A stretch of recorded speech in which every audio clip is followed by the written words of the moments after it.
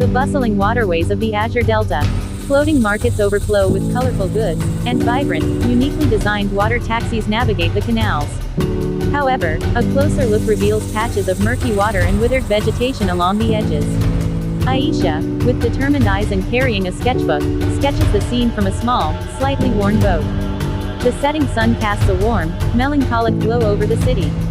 Aisha, guided by an old, tattered map she found among her late grandfather's belongings, ventures into a less traveled section of the delta.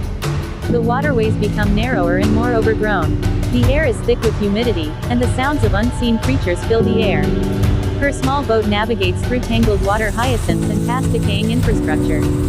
There's a sense of mystery and slight danger in the atmosphere. Aisha arrives at a hidden cove, shielded by dense mangrove trees.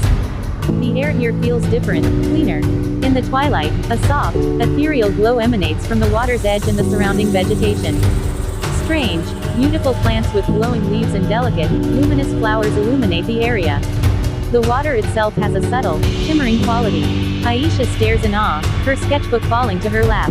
Back in her small, cluttered workshop, Aisha excitedly shows samples of the glowing flora to her best friend, Kemi, who is examining them under a makeshift microscope.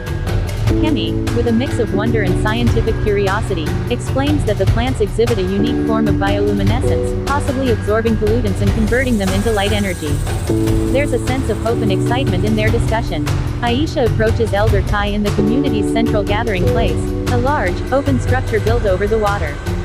She presents her findings with earnest enthusiasm, showing him her sketches and the glowing plant samples. Elder Kai listens with a thoughtful but skeptical expression, stroking his chin. Behind him, other community members look on with curiosity and apprehension.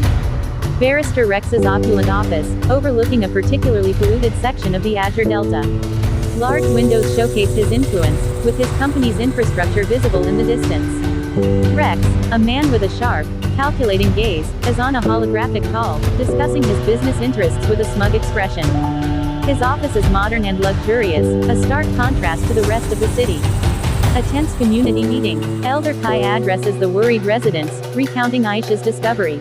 Some are hopeful, while others voice concerns about disrupting the existing order and potential repercussions. In the background, subtle but noticeable figures, likely working for Rex, observe the proceedings. Aisha and Kemi are working late in their workshop, now filled with more of the bioluminescent plants. They are experimenting with different ways to cultivate them and studying their properties using Kemi's scientific equipment. There's a sense of urgency and dedication in their actions. A confrontation on the waterways. Aisha, in her small boat carrying more of the glowing plants, is intercepted by a larger, more imposing